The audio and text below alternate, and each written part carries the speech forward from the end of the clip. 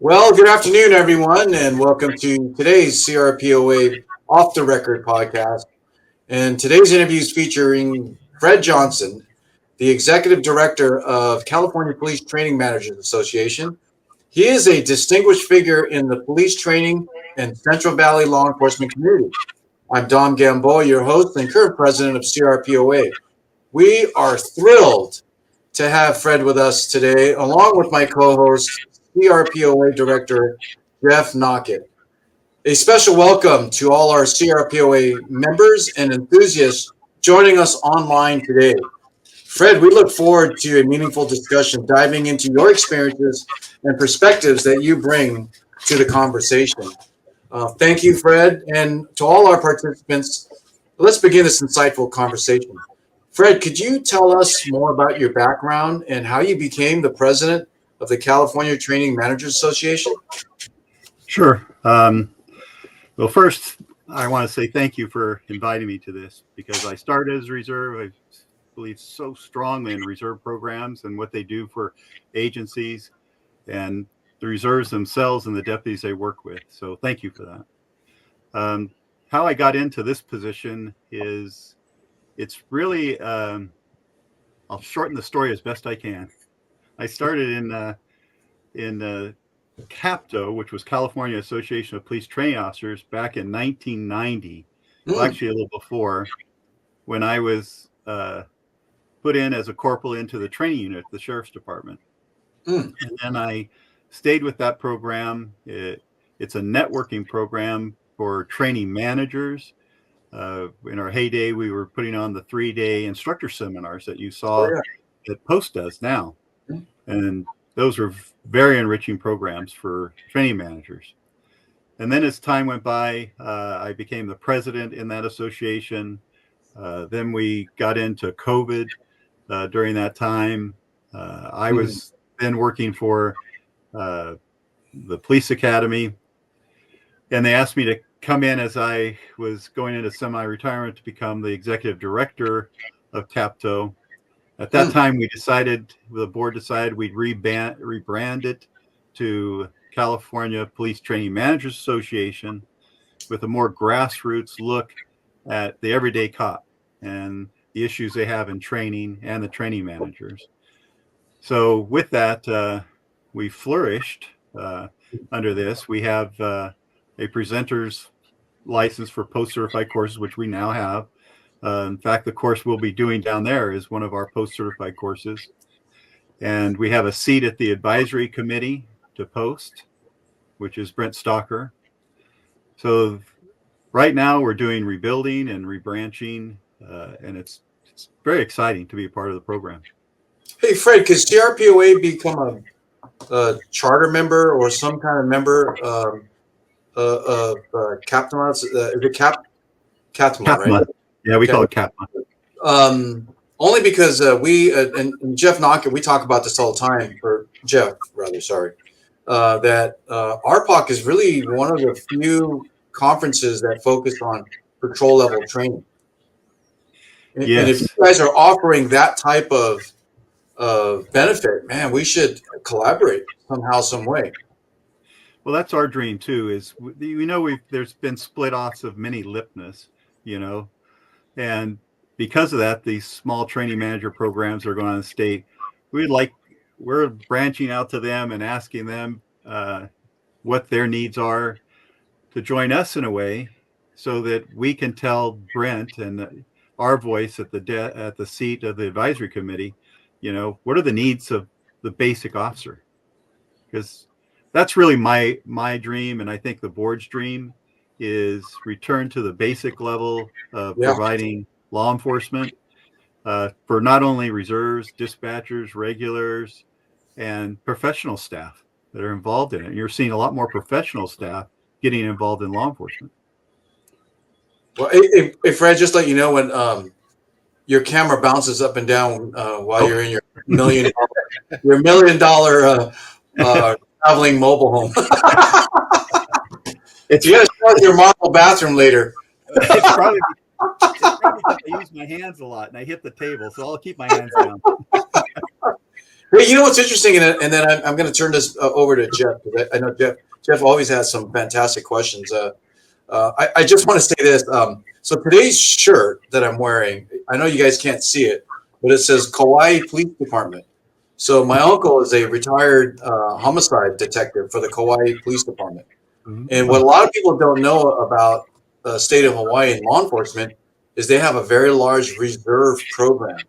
Yes. Well, my father-in-law is a retired Honolulu PD officer, and when he passed away, there was a lot of reserves that showed up, and it was very heartfelt for me when I met them, and I'm like, "Oh, you're still working?" He goes, "Well, I'm a reserve officer." So stay tuned, stay tuned. Maybe we ought to fly, Jeff. You and I fly to Hawaii and interview a lot of people in Honolulu or Maui. Research. I like it. Anyway, I thought I'd mention that since we're in the spirit of reserve policing. Yeah.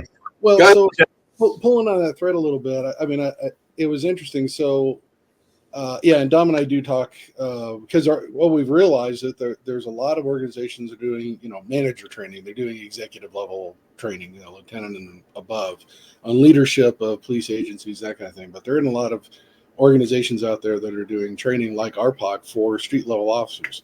And to be clear, our training is not geared towards reserves. This is post-certified training that is absolutely relevant to anybody wearing a badge. I mean, it's got nothing to do with reserve or not.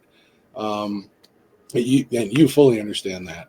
And you come to RPOC, you get 22 hours of post-certified training under your belt, and for some of us, that almost gets you done for a couple of years. And and it's all great stuff. I'll tell you, I've learned through doing these interviews. Dom, what have we done? A dozen of them already? Yeah, at least a dozen. I keep joking with Dom that we need to make RPOC 10 days long, because the more and more I learn about these courses, I want to go to every one of them. And it's fascinating stuff taught by true professionals in the industry with, God, if you added up the years of experience or instructor cadre for this thing, it'd be, 300 years. At least. Yeah, amazing. Hey, Jeff, how about all the instructors that tell us that they were former reserve? That's where their careers started. Yeah, or even like Sandy Jo MacArthur, who became a reserve after she retired. Oh, We've got the reserve. Right. The cadre of reserves in California is very broad and very deep. We wish it was more plentiful, but there is truly a tremendous breadth there, and it's been fascinating talking to these people that have spent their careers, their lives in law enforcement, and then choose to keep doing it as a reserve because they there's something special about it. They just don't want to let it go. Yeah. And, that's where I was. I spent 32 years with LA, retired as a reserve with LA, retired, and then became a reserve with Madera County, because that's just it becomes part of your DNA. To get back to you, Fred, though, so that was kind of a long-winded sidebar there. So for when we look at RPOC and your class at RPOC, what are the people, the attendees, going to take away from your class? Well, really, you really helped me set a stage here. Is we're teaching how to design short-term classes, and that means you're talking anywhere from 2, 4, 6, 8, 16-hour classes. Okay. And what you're going to come out of that with is it's basically chopped up into 3 main sections. One is the first section is really about adult learning, setting your audience. Who are you going to teach, and how should you teach them? What outcomes, we call them takeaways in law enforcement. Over on the college or the academic side, they call them student learning outcomes, SLOs. Then we're going to actually take a reserve class that I designed in 2018, and we're going to walk people through how we did that. Wow. In the process. And with that, you're going to learn how easy it is. And just as a caveat, running the sheriff's training unit for many years, I would get deputies that come into the unit. They've never designed a course, but they had a great idea to do something. We have a robust reserve program at the sheriff's department, and putting training on the 4-hour trainings that they come to, because generally it would be a nighttime training they have to come to after work. What should I train them? Well, we all have great ideas of what goes on in patrol, but my deputies would say, man, it's overwhelming. How do I put this together? So I just developed this easy step program we walk through, and they would design a program. We had them post-certified. This one will be a post-certified course that I'm going to walk through. How did we come about it? How did we narrow it down? How did we write? How did we do learning activities out of that? And how did we post-certify it? That's really the meat of the program. And there'll be handouts with that electronically and paper for people to walk through. And then lastly, we're going to talk about PowerPoints, because a lot of people come into, and it's kind of unfortunate. Some people will come in and say, I'm going to teach a class somebody else is teaching. Well, just give me the PowerPoint. And it may be outdated or not up to par. So I teach a PowerPoint class, and out of that, it's just basics. Here's how you put together video editing. Here's how you put a video in, and some of the features people don't even know. Nothing we'll do in the class is designed that you have to go out and buy a bunch of equipment or anything. If you have a laptop, you'll be able to do it. But the course is designed for reserves. It's taking a reserve course and just walking everybody through it. That's really fascinating. So, okay, so make sure I have this straight in my head. So your audience at RPOC is going to be reserve officers for the most part. And so are there many reserve officers that are designing training programs? Well, at our department, we have we have a structure. So, we have captains, lieutenants, and so forth.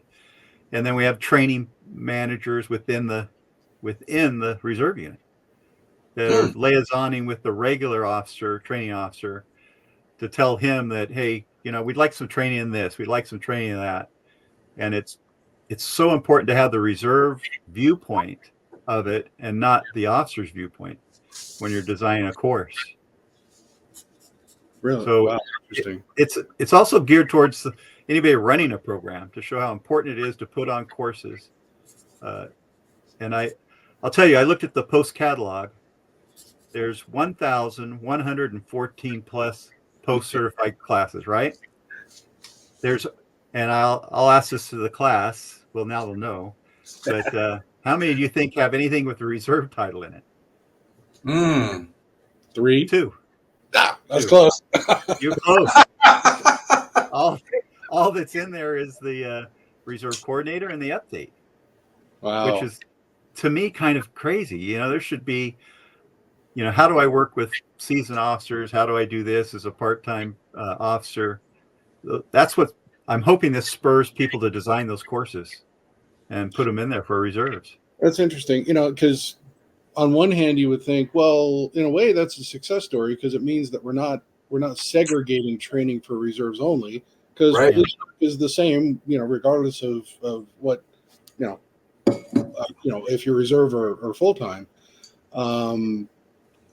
But on the other hand, you bring up some interesting points that, and we all know, being a reserve is different. I mean, not being full time is different. I know for me, it's always been whereas a lot of the full timers, they kind of live in the yellow. For me, I got to put on my yellow hat because it's easy to fall into regular civilian mode. But now, when I'm gearing up, my mental attitude has to shift, and that's something that many of us do unconsciously, but I would argue that it's probably better off if you did it consciously. But in order to do that, you've got to elevate that into a conscious thought, and some kind of training is one way to do that. That's a whole avenue I've never even thought of. Well, I reach back to the time I was reserved, and I don't care who you are, you're a little apprehensive walking into a group full of guys or gals that do it every day. Yeah. And in reality, I had great mentors or coaches, and that's the other side of the coin. We're trying to get FTO mentors out there, because the mentorship program is very important. Because believe me, that reserve is going to catch a bullet just as well as the regular is going to catch it. Yeah. And there's no difference once you walk out on that street or get out of that patrol car. that the public will know anything about. Yeah, and honestly, that's the way we want it. You Yeah. For the public, there should be no difference. Right. Oh, sorry, I can't handle this. I'm a reserve. You need to Yeah. talk to the other guy. Yeah. That's a big fail right there. I mean, Yes. yeah. Okay. All right, boy. We're breaking in about 100 different directions there. I know, Jeff. Let me just and Jeff, please help me with this comment. Interesting what you said, Fred, because we've had a police chief, a sheriff, other executive members on our podcast, and they all kind of say the same thing about reserves, career reserves, and if you're a reserve, you know what that means, right? Professional reserves, a reserve who has a stepping stone to go full time, regular. Or then you get the retired guys that come back in for sworn status. But what was interesting, that all these three levels of people, executive command, sheriff, police, they all say that reserves, if they've been there long enough, they have a lot of insights to share with the next generation. Yes. And what you just said just proved more than just that comment. Because with reserves, you just never know what their full-time jobs are. Correct. Like what you guys don't know is that Jeff Knockett's a full surgeon. I'm a doctor. Wow, that's pretty good. But amazingly, even on the CRPOA board, I mean, Jeff Knockett, he's an amazing person with an engineering career, right, Jeff? Is it an engineering career? Yeah, I was going to go back to PowerPoint. I appreciate that you're delving into PowerPoint as part of your thing because. Being an engineer, I got to tell you, we can make the most horrific PowerPoint presentations ever known to mankind. I mean, it's just absolutely just word charts that are just terrible. My wife teaches presentation consulting. Okay. Yeah, so she'll work with clients that are getting ready to do a big corporate level presentation, and every now and then I'll be looking at something, I'll show my laptop to her, and she'll look at it and go, "Oh, good Lord, who put that together? That's just from a true professional. That's you need to be standing up and delivering, not putting your wall of words of what you're going to say on your chart." And she just pulls her hair out every time I show her some of that stuff. So I'm very glad that you're delving into PowerPoint as part of your class. Yeah, we did the class down in Madera County Sheriff's Department. We had 4 agencies there. This a couple of weeks ago. Wow. And it was very interesting because we got to PowerPoint towards the end, and we had covered so much material. They were just kind of excited of saying, "I've never seen this before on PowerPoint, yet it's so basic." Yeah. And everybody you meet, any teacher, they're just good people. They're trying to do their best. They're trying to help other people. They're mentoring people. I just enjoy teaching these classes because of that. Yeah, that's great. Well, Madera County is my agency now, so yes. I'm glad to see they're taking advantage of what you're offering. Oh man, they have a beautiful facility too. Their new facility out there, great. Wow, great classroom. Fantastic. So, okay, so then good course description, and I think we've gained a little bit of what people are going to be able to walk away with. I don't know, Don, do you want to transition to this 108 conversation? Because I do. It's fascinating. So a little bit of preamble for the people watching. Before we started recording, we got off into a conversation about something that Fred's been working with for many, many years. And Fred, your agency at the time was Fresno County Sheriff's? Fresno County Sheriff's Department. Okay, yeah, because you referred to county sheriffs or sheriff's organization. One. So Fresno County has a very unique program. It's the only one in the state right now. And they refer to it as the 108 program. So let's just take advantage of this opportunity with this audience to kind of introduce something that I think has tremendous potential, but for whatever reason has kind of been sitting still within one organization. So Fred, if you would, give us an introduction. Yeah, we were lucky at the Fresno Sheriff's Department. We've had the program for over 60 years, and it's a partnership between Fresno State and Fresno Sheriff's Department. And back when it first started, you hear the term 108 is because in the Fresno State catalog, it's number 108 under the CRIM program. So we just adopted that at the Sheriff's Department. Wow. And men and women that are coming into the field of law enforcement or have a criminology degree, they're trying to get a bachelor's. You have to do an internship program for a bachelor's at Fresno State or any state college. So what we did is we decided we wanted a better educated officer to come into the department, and we teamed up and did a partnership with Fresno State, and a student will sign up for Crim 108. And what happens, they come straight to the sheriff's department. We don't even teach it at the college. And we go through, and at the time you could become a level 2 reserve in 1 semester. And with post now, it's definitely 2 semesters for us to get through this program. We also are certified to do a module 3, 2, and 1. So we have a full academy. And the concept is you bring these young men and women that want to get into law enforcement. They come in, they get at least their level 2. We put them out in patrol, special assignments. We pay them because we're paying them for the boating unit. Our boating unit is half reserve, half regular officer out there. Many of the reserves are also involved in the search and rescue programs or other things within the department. And of course, we want to hire them. And so they become full-time deputies with us. But really the program is we have 108s all through the state of California that have been 108s that are chiefs of police now. And it's exciting because they have the desire to learn, and we have the desire to get a better educated officer out there. So we do all the training in-house. We give them their weapons, their equipment, and put them out on patrol. So trying to draw the full picture. So they still have regular classes that they have to attend at the university as part of a criminology or criminal justice program. And then in addition to that, part of their education is also then through the intern program at an academy, and sometimes working, actually performing the function as a reserve officer. Yes. And each sheriff, this really started when we had Sheriff McKinney. He had taught at Fresno State. He was what I call the education sheriff. That's who I started with in the 70s. But what he definitely wanted them to finish and get their bachelor's degree too. That's always impressed upon him. That, there's times that you could leave and get hired full time, but we want you to get that bachelor's during that process. But they're doing everything. They're riding patrol.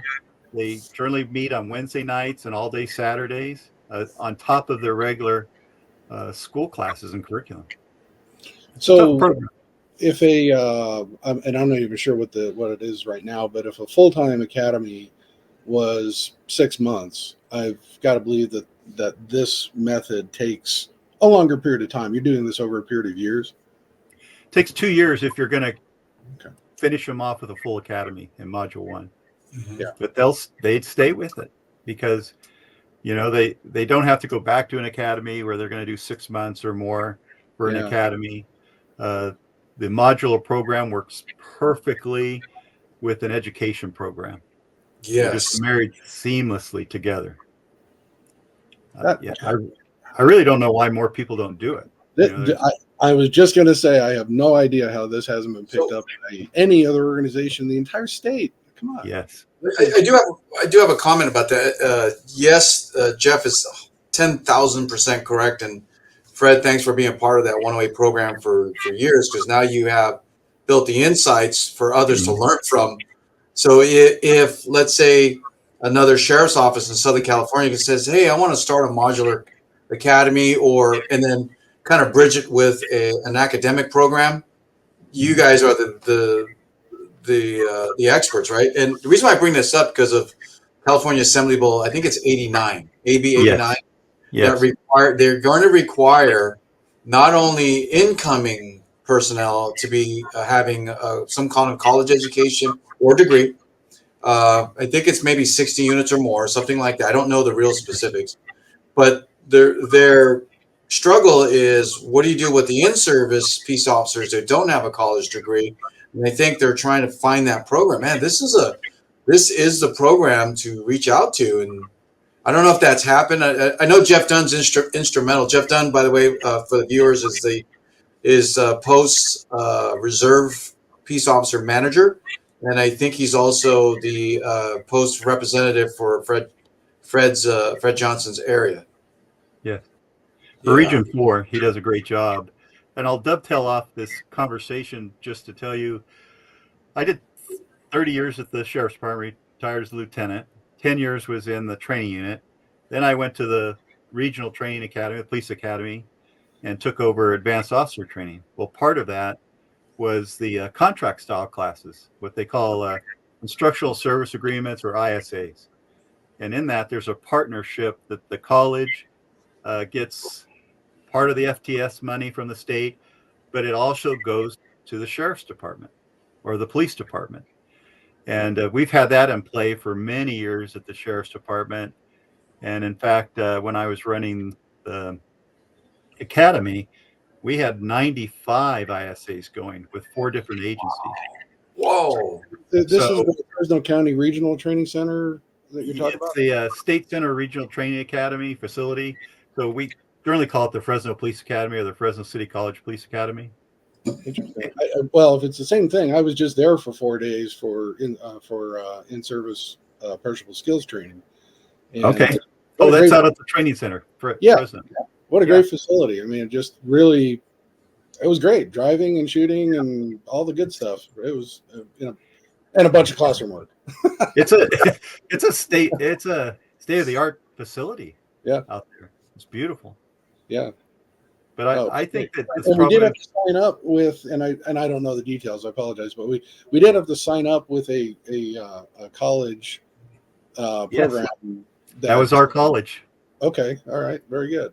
Most police academies in the state are run by colleges. Mm-hmm. I don't know if people know that. In fact, there's only one in the state that doesn't have a college affiliation, and that's Stanislaus County. Is that right? I didn't know that. Yes. And wow. Because it's so expensive to run an academy. Yeah. You get that money from the state, the chancellor's office. And I'm a really big proponent. I could teach a class on ISAs because they're very fruitful to the department and the college. Interesting. Yes. That's fascinating. God, Fred, holy smokes. I know. These little bombshells on us. Dom, we need another interview on a whole set of different subjects. I know. We forgot about the class. Hey, by the way, your class, it filled up pretty fast. So that I don't know what the indication of that represents, but you're at full house capacity on your first class, and then the second one's filling up pretty fast too. Amazing. Well, I'll throw out something that to me it's exciting. At the Sheriff's Department, we have 4-hour reserve classes, and they're ISAs. So the Sheriff's Department is getting paid for putting on reserve training. And you need obviously everything's money to make something work, but we have several 4-hour reserve blocks that are college credit, because you get college credit out of those ISAs. Yeah. So that really helps, especially we're doing training points and you're out there. So I really like that we're doing reserve training under ISAs. It's interesting. Throughout my career, I think I've probably had to, at one point or another, had some kind of relationship with probably 4 different university entities for different training. And I think that adds there's a whole layer of confusion that comes with that, because I remember when you sign up because it's part of this class you're going to, and then you immediately forget about it. And then you do it again 2 years later or whatever. And all of a sudden you end up with, a little bit here and a little bit there, and, 0.2 of a credit over there and that kind of stuff. Does any of this aggregate anywhere that, at the end of the day, an officer can look at it and go, I've been doing this for 30 years. I ought to have earned something along the way here, as part of all this training. Well, that's a good point, Jeff, because the state chancellor's office, when you sign up for a class now, you have to go through their system, no matter what community college you're at. Okay. So there is a stronger database for you to collect that information now. Yeah. Okay. And I'll tell you what, I sat on I think I'm still the longest curriculum member with almost 14 years when you're only supposed to do 2. But Jeff has a great point. When you're navigating the waters of a college system, educational system, the chancellor's office, I just went up to the chancellor's office for 2 days and just sat with him and told him, I have no idea what you're doing. And they walked me through some great things to learn. Okay. Wow. I think we got an RPOC class for next year, Dom. Yeah, we do. I mean, this is something that, in my case, I've got I'm not dependent on this, but if we, and we've already opened up RPOC is available to full-time law enforcement as well. And so now we're talking about, a set of training that could help in that regard towards, full-time officer earning a degree. We need to understand how that process works and how we can help the officers advance their careers in more than just the training aspect. I agree with you. People try to make a blanket of confusion, to keep their job. I don't know, but it's not that difficult once you learn the system. Yeah, and you explain it in terms that both you and I and Dom could understand. Mm-hmm. Especially Dom. You have to speak slow when I'm listening. No, it's Brent. He has a lot of questions. Brent will have questions. Thousands of questions. Well, that's funny because Jeff and I we interviewed Brent. I think it was last week, right, or a couple of days ago. Yeah. He didn't have that many questions with us. Oh, really?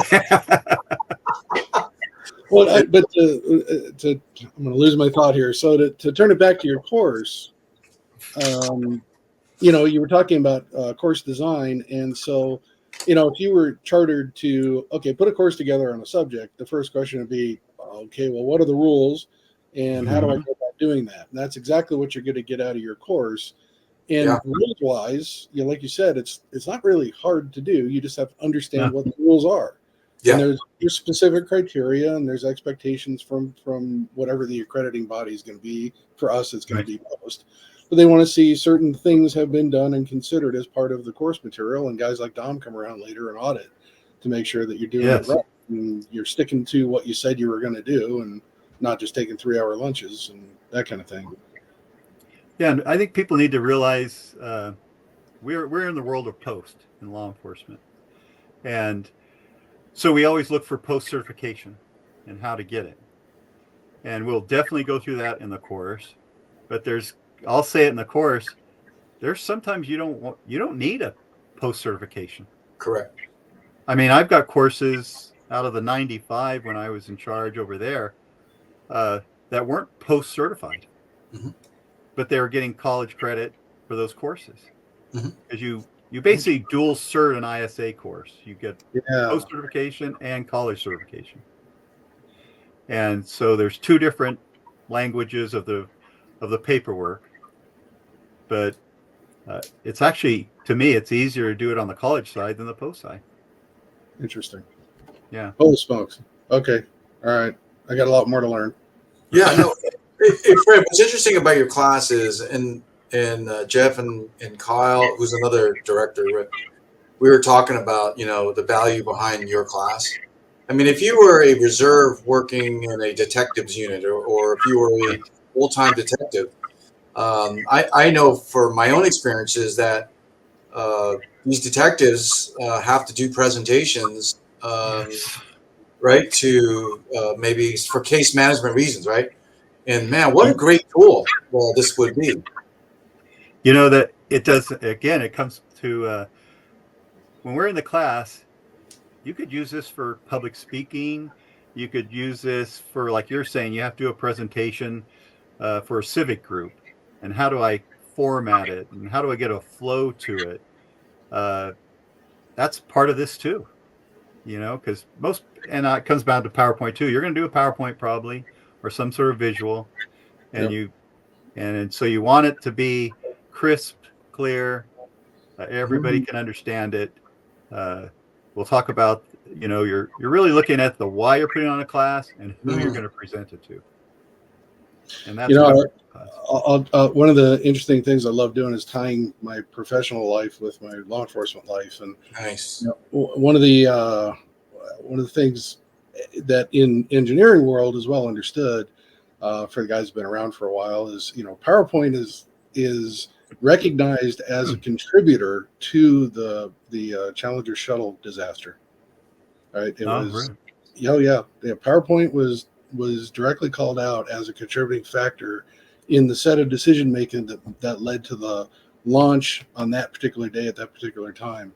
And so PowerPoint has its own evils. Yeah. Yeah.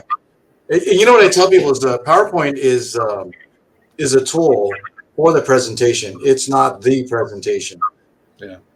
Yes, there's some presentations that I've really liked where it's just one word on the slide. And Well, you and my wife would get along great. And she'd say it wouldn't even be a word; it needs to be a picture. Well, I use a lot of you'll see a lot of graphics in put a graphic and talk your head off, but put a graphic. You don't need a bunch of crap on the slide. Yeah. Yeah, I've heard the I think it's called the 6-word rule. No more than 6 words on a slide. I don't know if that's relevant or realistic. I don't know. Well, it's interesting. I've seen it. I went to a couple of PowerPoint classes or watched them online, and I think what Jeff is saying is the simpler the better. Oh yeah. A visual is so much nicer because it gives you more affective learning out of it, because we're visual learners too. So we interpret that visual that you put up there, and it can be a bad interpretation or a good interpretation. Yeah. And you'll see some in mine. We'll talk about how I designed the course using PowerPoint and tricks I used in that, which aren't really tricks. It's very easy to do. Yeah, it's a wonderful tool, but it can also have its own evils. Yeah. It's kind of funny, It's true. and there are certain places where what we're saying makes sense with, you know, a graphic and the words, you know, the understanding comes from the presenter. That doesn't do a lot when you're sharing that presentation with other people that didn't attend the class and they get a presentation with 30 graphics in it. Yes. Not a lot there. Which the other side is get off your butt and go to the class, right? I mean, Right. the intent is not to read it after the fact. You go and get the visual and the auditory learning aspect of it as well. Yes. And you're right, Jeff. It's sometimes you turn off the PowerPoint. There's a B on your keyboard to black it out so you can just talk and have a conversation and take that away. And I use that a lot. Is, you know, I don't want them to see anything. I want them to listen to me, or I want to have a good, rich discussion. All right. I just learned something new too. Yeah. So that just blanks out the screen. And it's like, okay, don't look up there. Look at me. I'm telling you something important. This is where you want to pay attention. Yeah, that's yes. All right. Yeah, Brent. Damn it, I got to go to another class now. 11 days. Well, Brent, what was that about Brent? You're about I was going to say, even Brent learned something when I was doing PowerPoint. Poor guy, we're making fun of him. Oh, Brent's such a kind heart. Brent was fantastic, and we want to be respectful of your time. Thank you so much. And Dom, I'll let you do your outro here. All right, thanks. For those aiming to advance their careers and create a meaningful impact in law enforcement, Fred Johnson's wealth of experience and in his classes are invaluable. We want to extend a warm invitation to all law enforcement professionals and enthusiasts to join us at the upcoming RPOC conference featuring high-end training and instructors such as Fred at the Marriott's Los Angeles Burbank Hotel, conveniently located across from Bob Hope Airport. Our thoughtfully selected courses offer practical insights that will transform your approach to law enforcement duties. Seize this opportunity, boost your skills, network with your peers, and help shape the future of law enforcement. There's a ticker down below. It has all the information to register for the conference. I encourage you to do it as soon as you can. Like most, if not all the classes, they're filling up pretty fast. And just like I said earlier, to my surprise, that this topic alone these classes filled up pretty fast. And I think we have only a few spaces left because and correct me if I'm wrong there, Fred, smaller class for you guys, the better, because you can have a little bit more one-on-one with the students. It's nice interaction. Yeah. Smaller class. So in closing, is there anything that you want to say to the members of the CRPOA or the law enforcement community? Well, I'll start out with what I said when I started. Is I started as reserve, and I see the importance of reserve. When I ran the reserve program, I went to RPOC every year, and we always had, probably a third of our reserve program, our officers go to it. It's a time where you really learn reserve programs, you learn networking, and that we're really all the same. But I enjoy, I can't wait to get down to RPOC. It's going to be fun. And then let us know if the college needs a booth. I think that's really worth having you guys down there and talk about your program. Okay, I will. So thank you. All right. Take care. Okay, thanks.